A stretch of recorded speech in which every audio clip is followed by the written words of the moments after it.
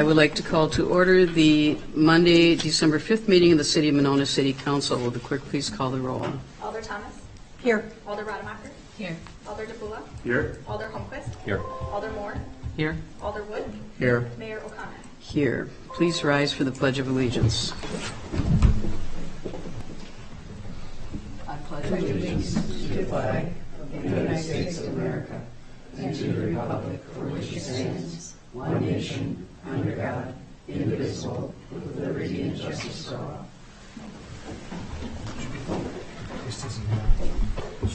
No. Is there a motion to approve the minutes of the November 21st meeting? I move to approve the minutes.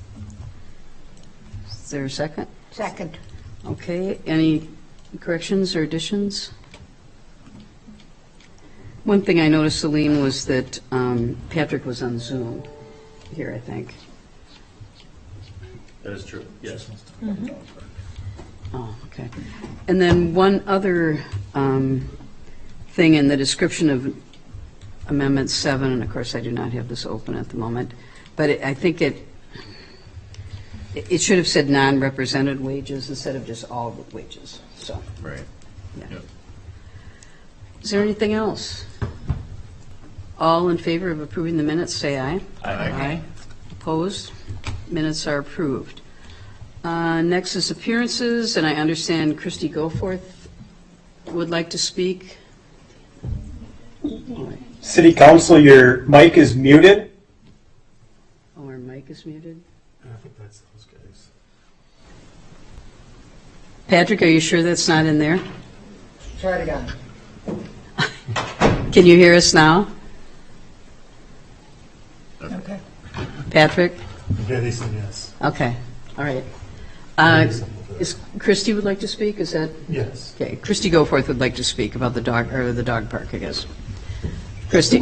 Thanks so much. And yeah, thanks for sorting out the audio. I was confused there.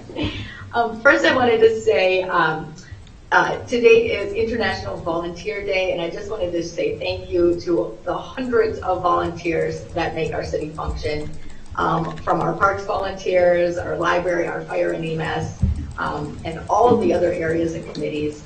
Thank you to those folks. I think volunteers make the world go around. So. Second, I wanted to thank the Public Works staff and committee for their help with the dog park improvements. Dan and Jeff and Brad have been fantastic, really great communication. They have placed a boulder, and Brad has a survey out about moving the parking to the east side of the street, which would be far safer, and that closes on December 7th, and I really appreciate your efforts there. I lastly wanted to say that I wanted to speak out because I saw the Bloom was being considered tonight with their GDP. And I wanted to just quote some statements from the Strategic Housing Plan that was written on December 12th of 2016. And this is from page 10. Monona has 685 lower income renter households who are cost burdened. That's those that are paying more than 30% on housing. Another quote, there is still a significant need for affordable rental housing to serve the wide range of Monona's workforce. And one last quote, 145 households of seniors pay more than 50% of their income in rent and are considered extremely cost burdened. Oh, I have one more, page 13. We have a continued need for affordable housing, rental, and home ownership opportunities with particular attention to seniors and first-time home buyers. So for these reasons, I oppose the Bloom project unless it has an affordable housing component. I think it's also important to consider the context of the neighborhood when it comes to the market rate housing, considering that our neighborhood is probably one of the lower cost homes in Monona. So thank you very much for hearing me out. Thank you. There is no public hearing. There is no consent agenda. Moving on to council action items. Number 1A, under unfinished business, consideration of ordinance 11-22-756, amending section 18-15 of the Code of Ordinances regarding composition of the Public Works Committee, and this is put forth by the Public Works Committee. Is there a motion to approve this? Motion to approve. Is there a second? I'll second for discussion. Okay. Dan's on Zoom. Dan, there you are. Were you going to address this again, or Brian, did you I- want to talk about it? Go ahead, Dan. I don't have anything to add to what I presented at the first meeting, but I'm not sure if Alder Holmquist has anything to add.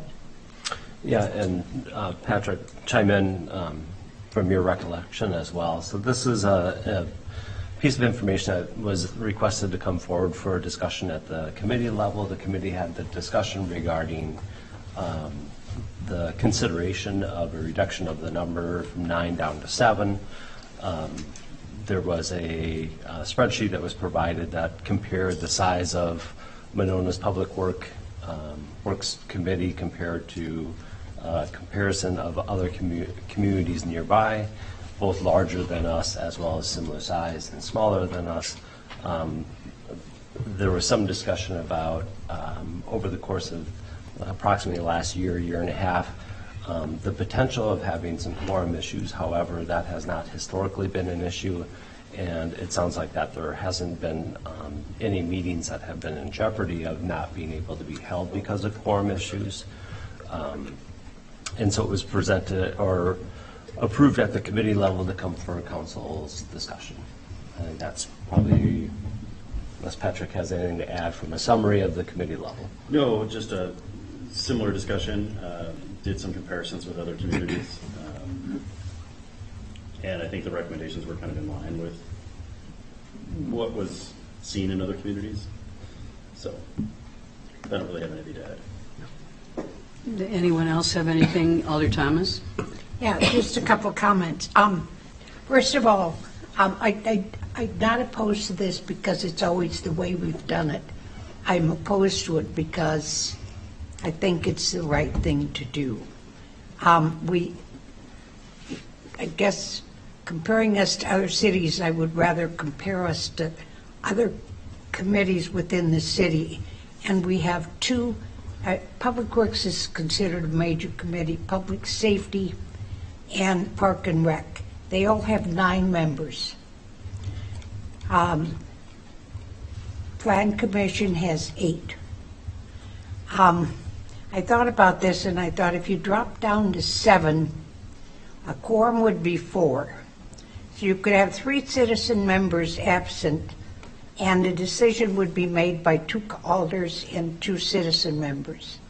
And one of the reasons that we have, I think, always supported on the major committees 9 people is because we value and respect the opinions and the diversity of different segments of the city. I mean, and we've tried to have some expertise on there. And so I guess I don't understand what the problem is. I mean, I've never found it to be a problem when I've served and we've had 9 people. And I like to have the input of a variety of people in this community. We benefit so much from that because we have so much talent in this community that I really think we do it. And lastly, if we are going to revise the committee numbers, I think we shouldn't do it piecemeal and pick out one here and pick out one, but we ought to do it with some kind of logic. So for that reason, I am opposed to doing it at this time, and because I haven't heard any compelling arguments why we should do it. So that's my 2 cents worth. Thank you. Anyone else? Alder Holmquist. Actually, that, Kathy, what you just summarized, it summarizes kind of a conversation that I sent to Dan earlier today after our discussion last week. And part of this, it hasn't been historically unusual for me at a committee level to philosophically see my role as a facilitator and not a driver of that decision, where there have been historical times, and this will likely be another, where at a committee level, facilitating a discussion and moving something forward for this body than to have a different conversation. And I think that was one of the key analysis pieces that I came to, is the whole idea of, if you were at the minimum number, you would not have a majority from citizen membership at a committee level being able to help make a decision. It could fall back onto elected officials, and I don't think that's what we would want to have happen. And when we do the comparison, I made the comparison of just the two of our public safety group being the highest budget item when it relates to operations, and public works as it relates to capital budget. I know other communities have much larger capital budgets, but I think evaluating it to other committees within the city, I think, is what is needed. And if we were going to do an assessment, we would want to assess all of the committees at once rather than one at a time. I think this is the time for like more transparency and more voice rather than less, and it doesn't appear as if it's the right time, in my opinion. Thank you. Yeah. Anyone else? Alder Moore. Yeah, I would just say that I'm having chaired a committee, another committee, city committee, that struggled with quorum and has struggled at one time anyway with quorum, as well as now serving for several years as chair of the Plan Commission. I'm also kind of struggling with this because I can certainly appreciate that there's efficiency potentially in having fewer people. But then when I look at effectiveness, I think err on the side of more is better, and more involvement, more citizen involvement is better. And I also, having sitting on Plan, also very appreciative of the diversity of expertise, most especially that's brought to any committee, because we all know that our committees aren't as diverse in other ways. But certainly in terms of diversity of expertise, I know we rely at the Plan Commission very heavily, on having, individuals that are really dialed as it relates to landscaping, or really dialed as it relates to stormwater, or really dialed as it relates to, signage, or other key elements, as well as having some generalists. And so I think that serves the city really well, to have that, and I'm sure that that's the case of Public Works as well, that, when you have that diversity of expertise in terms of what's brought forward from the committee. So again, I don't feel like I'm hearing a compelling reason to reduce it. And again, if we were considering it, would also agree that it makes sense to look at it across the board, more systematically in terms of all of our committees. Anyone else? Okay. We have a motion and a second. All in favor, say aye. Roll call vote. We have a call for a roll call vote. Will the clerk please call the roll? Alder Rademacher, Nay. Alder DePula, Aye. Alder Holmquist, Nay. Alder Moore, Nay. Alder Wood, Nay. Alder Thomas. No. Motion fails. Thank you. Item 1B, consideration of ordinance 11-22-758, rezoning approximately 4601 to 4711 Monona Drive between Springhaven Avenue and West Dean Avenue from Retail Business District, RB, to Community Design District, CDD, for the construction of a mixed-use development. Is there a motion to approve this? Is there a motion? I'll move to approve. Second. Doug, did you want to say anything? I can speak maybe after I know the applicant has a short presentation to give, so maybe I'd be happy. Okay, I didn't know if you wanted to introduce him or what, so, okay. Do I need to share my screen here quick? Yes, that'd be great. Do you have our presentation? I do. It takes me. And this is just related to the CSM, this particular. This is just the rezoning. Then you don't, okay. Doug, would you like to come up and just explain, talk about the CSM? Or, I'm sorry, this is the, Where this this is the zoning, it's rezoning. not This is the CSO. rezoning. Did you want it for the GDP, though? Yeah, okay. We have one more before that, so, okay. Is this one? Reading strange. That's good. Thank you. Forgot to bring that.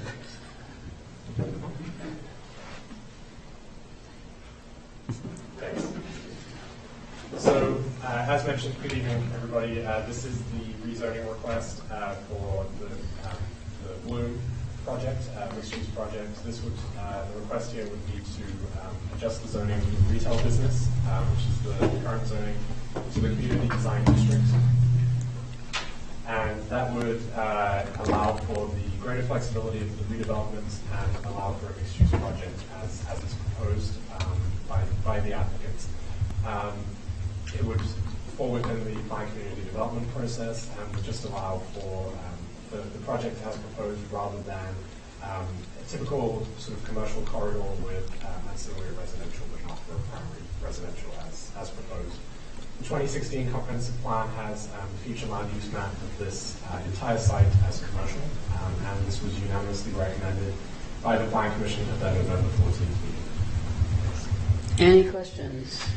Nancy? Yeah, I don't have a question, I have a comment, or comments, I should say, that relate to this and also to the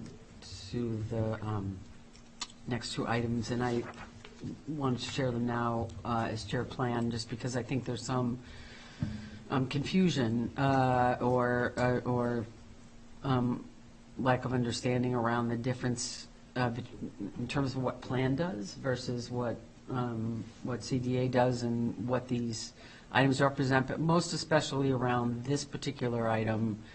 You know, I want to reiterate that it was unanimously approved by the Plan Commission, as Brian said at the last meeting, because we feel very strongly that this parcel, regardless of Bloom, regardless of the development that we're going to discuss in a few minutes, is appropriate for mixed use, which was considered to be, in fact, one of the goals as outlined in our 2016 comprehensive plan to develop more mixed use on the infill development that's available to us. So you know, absolutely support this, and this is exactly why the Plan Commission supports changing this zoning as well. In total, however, I want to just briefly say, kind of differentiate particularly for the new people on the council, again, describe what the Plan Commission, which are all the items in front of us this evening, does versus the CDA versus the council, which is to say, you know, the Plan Commission's responsibility is to look at the suitability of any application that comes before us for a particular site. And the suitability, that suitability relates to the zoning that we're now talking about now, parking, landscaping, stormwater, aesthetics, to the extent that we have aesthetic guidelines, et cetera. It's not at all to be looking at suitability as it relates to finances. We never see the finances. We have no idea what any developer has paid for property, what they are going to be asking for rent, or that's not part of our bailiwick at the Plan Commission. And I want to say unequivocally that as chair of the Plan Commission, and I'm fairly confident in saying I can include the Plan Commission in saying that we fully understand the need for affordable housing in Monona. But we don't act, or we really can't act, because we simply want something. So in other words, to give another example, you know, when a developer comes in front of us and says, you know, and everybody knows, you know, for the last 6 years, this has been me, you know, we bring up something like solar or sustainability of a particular development. we don't have the authority to say, because, sustainability is a goal of Monona, we don't have the ability to say to a developer, you must put solar on your roof. Because we don't act on wants, we act on things that are codified. And that codification either comes in our ordinances, like, for instance, with landscaping, where we say a development has to have 30%, green, or it comes in our plans, where our plans specifically say,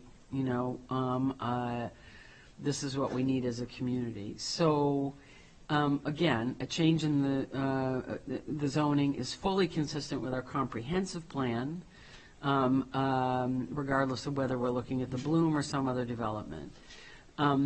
We're going to be revising and recreating our comprehensive plan soon, because our current comprehensive plan is up was created in 2016, and it's a 10-year plan. But right now, we don't have anything codified or even in our plans that say, that certainly to the appearance that was made this evening, there are certainly things, I have the whole housing section of our comprehensive plan right here. There are certainly pieces of our comprehensive plan that speak to the issue of the number of folks that are challenged to meet the 30% level in terms of the investment that is generally seen as being affordable. But there, again, in terms of our actual housing goals, there's nothing in there about affordability. So in contrast, the CDA from the plan, the CDA is for all intents and purposes the banker, right? And so if a development goes in front of the CDA,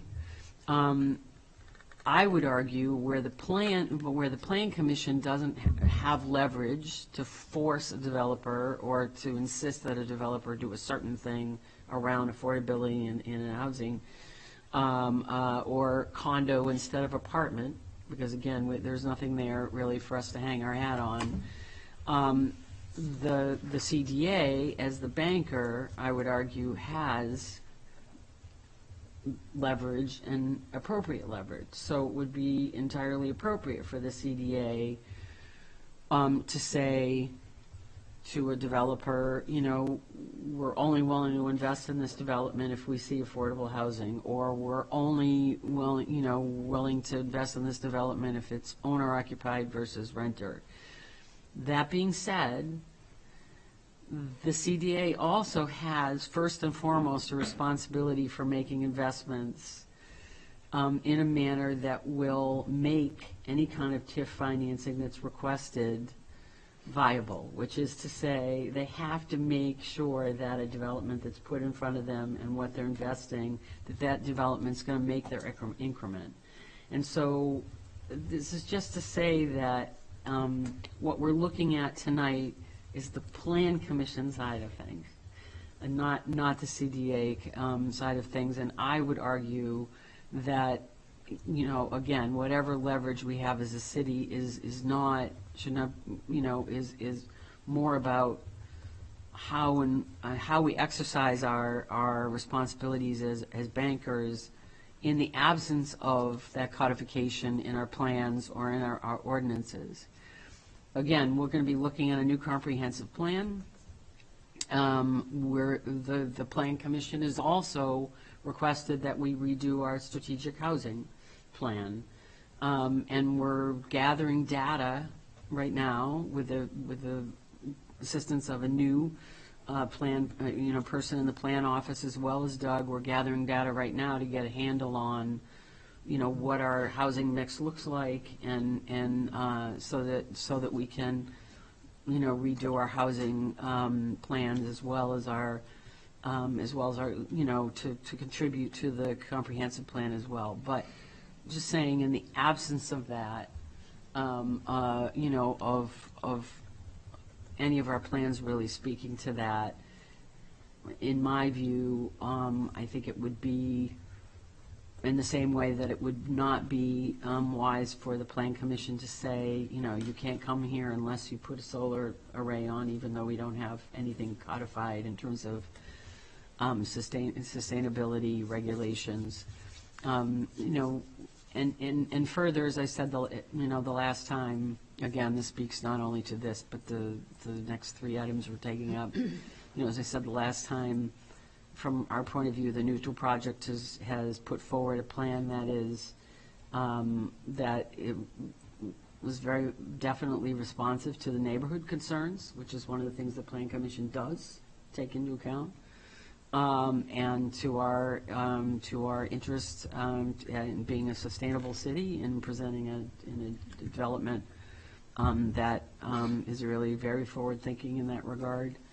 And so, you know, I just wanted to make sure that, particularly for the new people here on the council, that people understand the difference between the two, and really, I think, where our leverage, if you will, is around any development that, any application that comes forward for anything. It doesn't matter if it's a new business in an existing small business, vacancy, or that's been vacant for more than 6 months, or a larger development. I just thought it would be helpful to sort of describe the difference between the two. And again, what's coming before you tonight is from the Plan Commission and not from the CDA. Thank you. Yeah. Alder Thomas. Yeah, just a couple of comments to tag on to what Alder Moore has to say.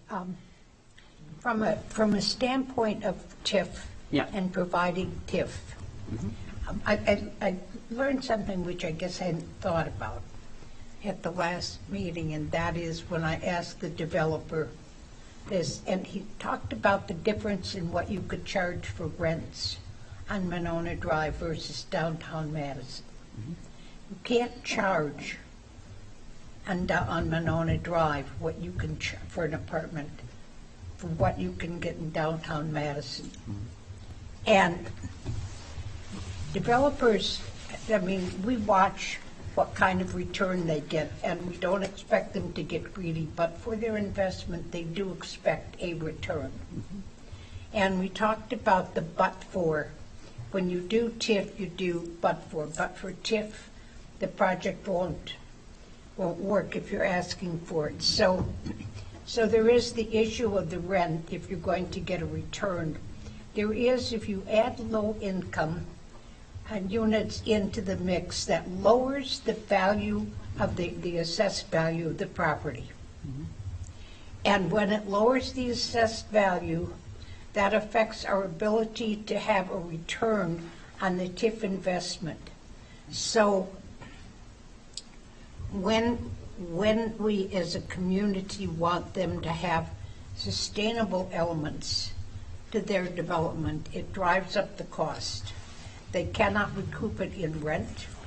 If they lower the rent, that impacts our ability to provide TIF in a way that is responsible, so the city will get a return on its TIF money. So it gets complicated. I mean, sometimes it's difficult, and the other thing is that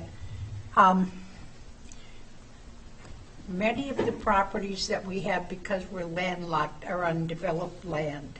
So the projects are more costly than if it's just a vacant piece of land.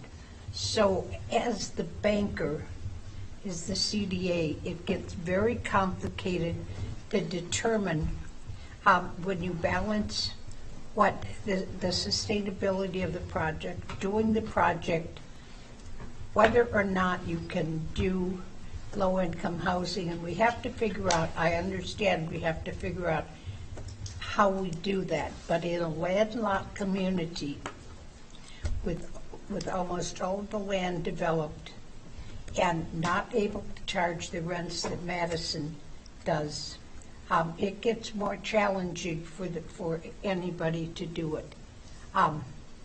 Just to piggyback on what you had to say. And now Doug is going to say something. I just wanted to say, though, Kathy, I just want to be very clear.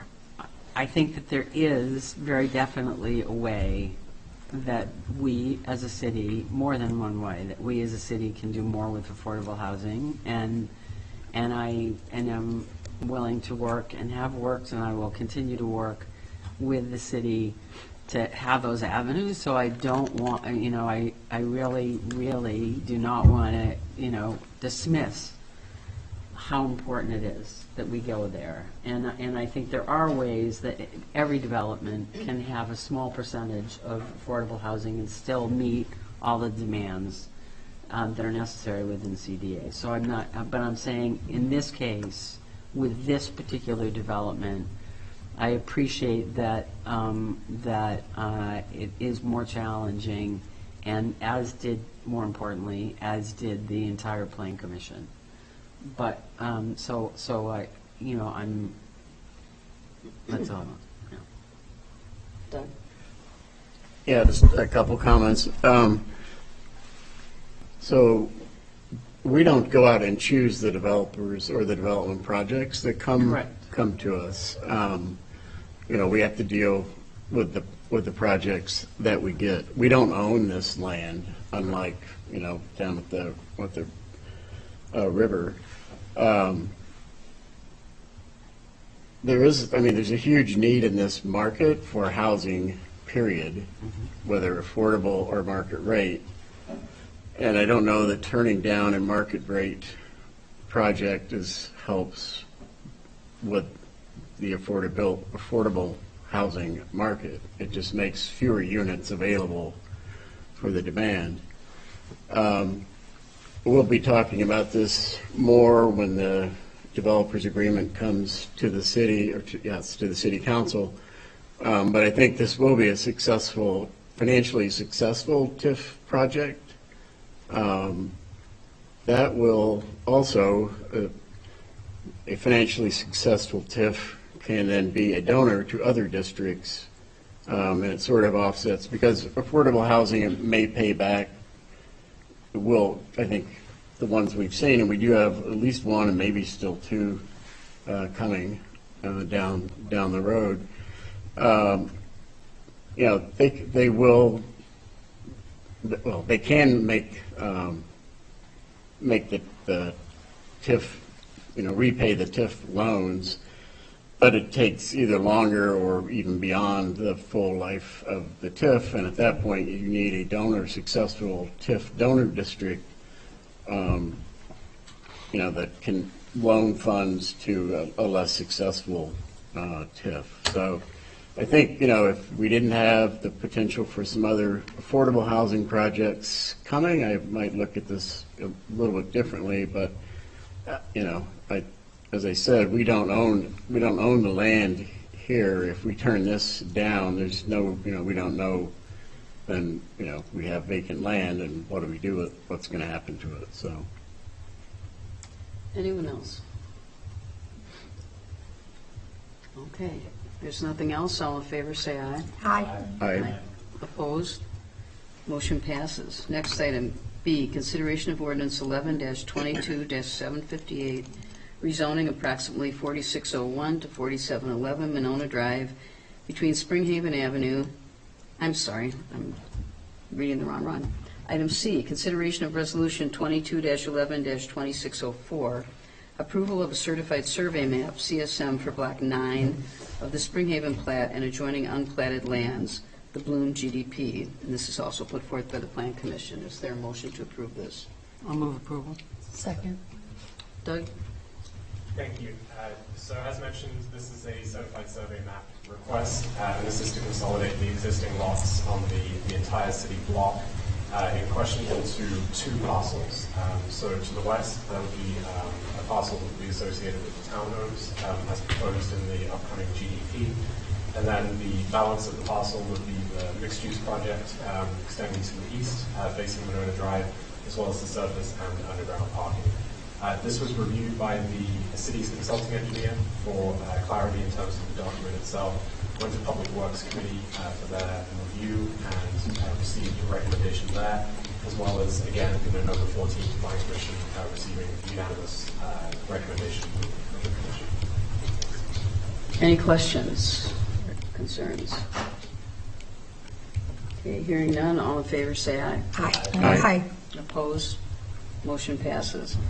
Item 1D, consideration of Resolution 22-11-2605, approval of a general development plan, GDP, for 4601 through 4711 Monona Drive by the Neutral Project and Compass Properties, also put forth by the Plan Commission. Is there a motion to approve this? So moved. Second. Mr. Hellback, now is your time. So I brought our presentation from 2 weeks ago, so we can run through that if you guys have any questions for us on the overall plan.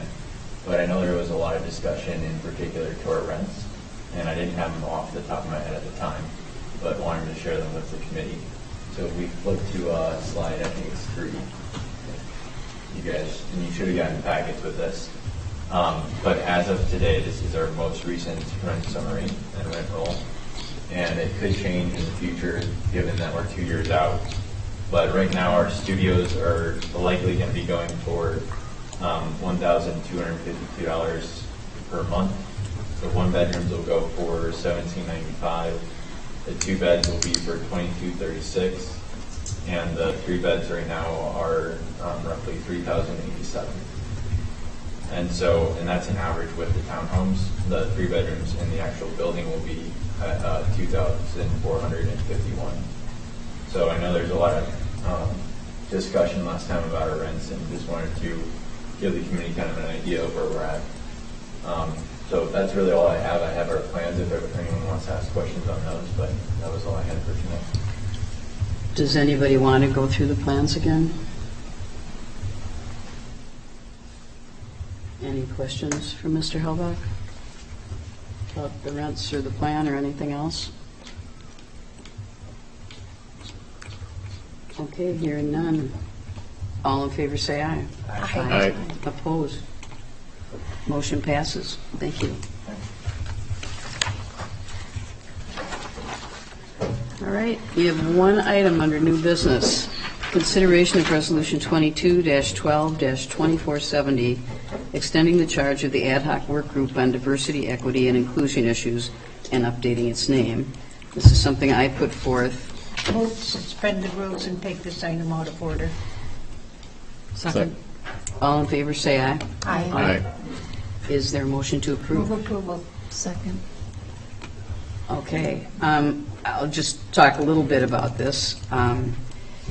As you know, the DEI committee made the report in June, back in June, and made a whole list of recommendations. They also recommended, among those, appointing an implementation committee to help implement the recommendations. So I have been working on interviewing people who would like to be on the implementation committee. There's a couple of these people from the existing committee who would like to continue. But one thing, I view this as an extension of the committee, but I thought it makes sense if we change the name, and I talked to Bill about it a little bit. And we are also rewording the charge a little bit to include the fact that they'll be implementing the recommendations, or deciding which of those we implement, I guess, because there's a lot of them. So we're setting up the resolution today to change a little bit of the focus of the committee, and then at our next meeting, I plan to bring a list of, I've got about 9 or 10 people to serve on the committee. So some of them I will not, who are already on, will just continue, but the newer ones will be voting on their nominations. So are there any questions, Nancy? Yeah, so I'm still a little unclear about the implementation, and this is something that goes right to my own consulting, since I do, a lot of strategic work, planning work, as well as implementation work, and that is this group actually overseeing implementation, or they're prioritizing? They're prioritizing. They're prioritizing and then overseeing? I think it'll depend on what it is, really, because there's a whole range of things, and some of them are things that only staff will be involved in, others are things that can come from the community and not, city isn't related to at all. Okay. So I think it's going to kind of depend. First of all, they would be discussing them, prioritizing them, those that some different departments could be involved with. I would anticipate, once they prioritize some, and we're not going to just start working on all of them, Right. then they would be meeting with the appropriate staff member to talk about how it could happen. There's a lot of, depending on the recommendation, I guess there's a lot of different ways that things could be handled. And I actually plan, hopefully all of you can come to this meeting with Nehemiah that we've been trying to set up for weeks, and it's actually on Friday, and that is one of the things I want to discuss, is how the committees are going to work with the implementation committee Okay. going forward. Okay. So, if they're prioritizing, then my second question relates to on what basis, which is to say, and again, in my business, when we're working with organizations to prioritize whatever goals or whatever they're working on, it's generally around, what kind of impact it's going to have, and desired outcomes, and a set of criteria, if you will, for what rises to the top versus what's low-hanging fruit, et cetera. Bigger nuts to crack, however you want to, whatever phrase you want to use. So, are they going to be establishing that criteria? I'm assuming they'll be discussing that. I mean, Okay. some of this is low-hanging fruit, some of it we're already doing. They need to go through and do a little more, I don't know if I'd say research, but learn more about the different recommendations, what they might entail, Okay. that kind of thing. Okay. So I think it's difficult for me to say right now exactly how it's going to happen. Okay. Because this is something new for us, and, Right. it's going to be Okay. working our way along as we go along, I think. But I'm certainly hoping we can implement some of these things, because if you recall, there's several things that shouldn't be that difficult for us Right. to do. So, Doug? Am I correct in recalling that the original ad hoc committee had a sunset date? No. No? That was Well, they had a report that was due, okay. yeah. So we don't need to worry about. I talked to As Bill, long and he as we said authorize this, it. this Okay. is fine, yeah. Okay. Yeah. And this doesn't really have a sunset date either, but it No, is still an right. ad hoc committee. Right. Because another thing that the committee, they're not sure if they weren't sure if they thought it should be a permanent committee either, because it says in the report that they didn't recommend appointing a permanent committee right now. That certainly could be something they could discuss later going forward. Okay. So anyone else? Brian? Well, and what I see from us is really this group, the primary charge is the plan regarding the implementation. Pretty much, yeah. Mark, you do. Yeah, that's what I would agree. And so, even when it gets through, similar to Right. the last group providing a report, we didn't, my guess is this group didn't describe what they wanted in the report. They allowed the committee to develop the report. Right. So Right. I think similarly here, this group would then help decide based on their makeup of the group and how that's facilitated. They'll map out what they think is the best plan. Right. for implementations. And I am assuming that they would pick, 4 or 5 initially that they think are doable, and, once they do a little research, figure out how to do them. Is it going to cost any money? Of course, that makes a big difference, all those kind of things. So, yeah.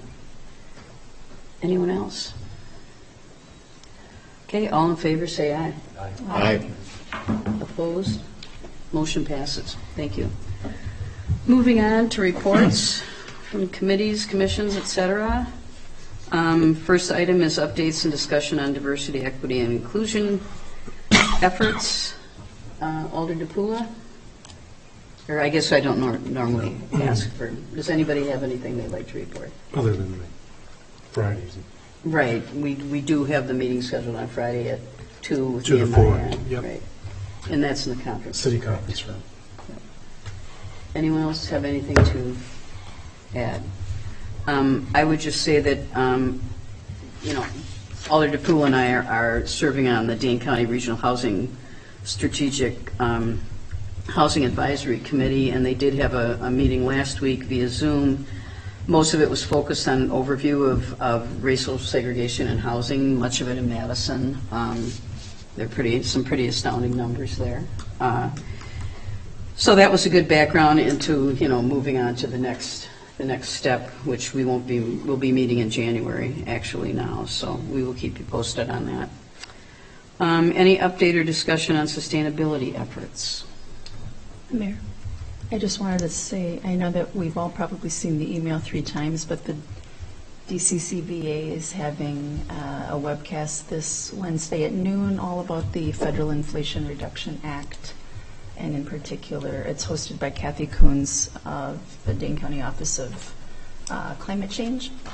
And she'll just be outlining in particular what municipalities can take advantage of. And I'll be attending, as well as Ken Walls from the Sustainability Committee. Even some other folks from the school district are going to jump on and take a listen as well. As I've been told, the IRA really seems like a game changer, and it's just a matter of which municipalities will be ready to jump and take advantage of what is being offered. And I plan to attend part of that, although I have a meeting at 1. Yeah, DCCVA, which is the Dane County Cities and Villages Association, made a decision a year or 2 ago to start sponsoring these 1-hour workshops. A couple of them every year. We've done one on street repair, and there's been a couple of different ones. So this is another part of that series, which should be good. Okay, anybody else have anything on sustainability? Okay, and now moving on to committee reports. Alder DePula. You don't have anything? No, I don't have Okay. Alder Holmquist. There is a Public Works meeting on this Wednesday. And I think that was all I have to report. Alder Moore. Yeah, the Plan Commission, as was referenced in earlier discussion, we continue to look at developer interest here in Monona, and there's a couple of other developments in the pipeline. At the last Plan Commission meeting, we reviewed development, had a pre-hearing on a development that's for the property next to north of Food Fight on Monona Drive. Again, residential, mixed use, predominantly residential property, and we expect that our meetings will continue to be full in the coming months with the interest. And again, our meetings have been moved so that we can get home before midnight. We're now starting the Plan Commission meetings at 6 p.m. Alder Wood. Parks Board meets next Tuesday, and I think I mentioned at the last meeting that the MPO Executive Director, Bill Schaefer, announced his retirement, and now they're doing the MPO manager recruitment, and I'm going to be participating in that hiring panel probably sometime early next year. Alder Thomas. No report. Alder Rademacher. Landmarks Commission for November did not meet, but I'll be working with Thor to put out sort of just an email update to our members. There was there's been a conversation to make sure that we meet when we have a full agenda. And if there's nothing pressing, we don't want to, intrude on people's times when we can communicate in email what needs to be communicated. So that's what I'll be working on with Thor. And public safety, no meeting in November. But of course, we have lots of written updates from our chief. Sustainability Committee meets this Thursday. And I met today with a couple of our citizen volunteers, put together a project plan for our next project, and we'll be just plotting out the calendar and continuing to do more of the same that I've been saying all along, and just cranking out more project plans. Community Media meets also this Thursday, and as they do each year, I'm told, we'll be meeting at the Monona Grove High School and looking at the studio there, because of course, as you know, there's 2 sides to community media. There's the city VMO stuff, and then the high school services as well. Finally, I'll say about community media, please don't forget to get newsletter information to Will or to our volunteers. There's a really good opportunity to get the work out that you're doing in your committees. When is your meeting? Is that this week for Thursday? Yeah. And is it at 6? It is at 5. We've moved it up an hour. Oh, okay. Yeah. I've been wanting to get in there and see that new studio, so. Yeah. Are you just meeting in, how are you going in the side door there? Yeah, right in the high school. You can probably just go in the front door. There's a concert the same night, so the doors will all be open. Okay, School. but if I go to the side door, it should be hopefully good. Okay, all right. Absolutely. Yeah. Sorry, Mayor, can I forgot one thing. Yes. On this end. I forgot to mention that the Park and Rec is having a solstice celebration on San Damiano on the 21st of December. We were at the house today doing some holiday decorating, and there's already a big pile of brush that their Parks and Rec have been collecting, and so we'll be serving hot cocoa and undoubtedly doing house tours again on San Damiano, and that's happening on the 21st. Do you know what time that starts? I don't. I just found out about it today when I was on site. Didn't know anything about it. It's something we need to make sure goes in the newsletter. If the timing works, it'll probably be just before. Yeah. Chief? Before he goes up there, Mark. while he's walking. On your way, Mark's going to say something. Transit is next Wednesday, week from this Wednesday. It's the 14th starting at 6 o'clock. And also there's a holiday potluck Thursday, the 15th at the community center, starting at 11:30. And what is next Wednesday, did you say at 6? Transit. Oh, transit. Okay, I'm sorry. Sorry, so the holiday potluck is 15th at 11:30 at the community center. Yes. And You that's said that the last bring a time. dish to pass if you'd like, and I think the city is going to provide The main meet. the main meat, I guess. 11:30 a.m. Yep. Chief? Okay, good evening, everyone. Just a quick announcement, a couple of them.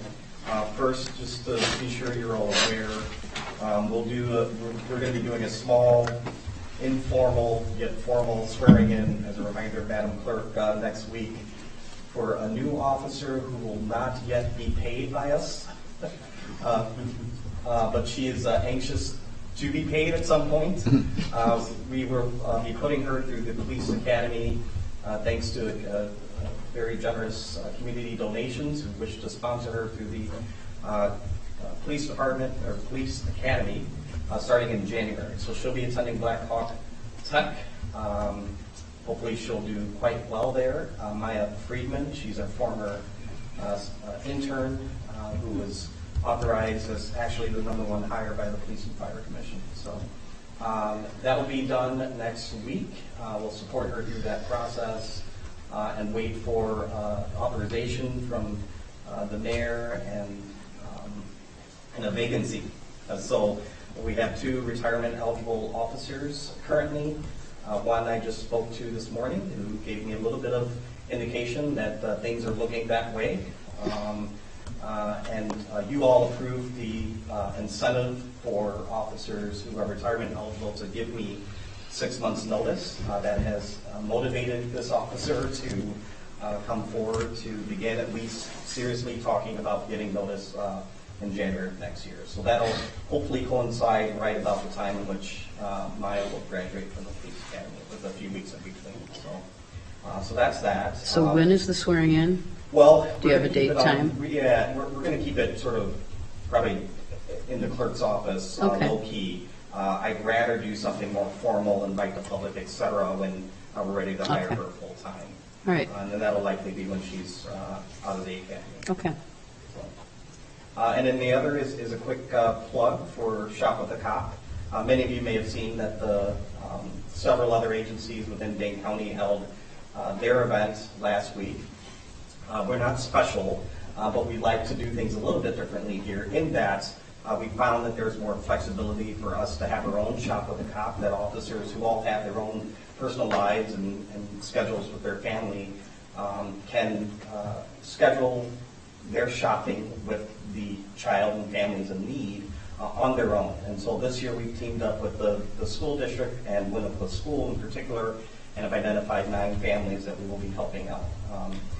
That is all funded by community donors, and so thanks to the Friends of the Senior Center and other donors who have thus far donated, we're on our way to $2,000, which we think will be a good pot of money to split between 9 families.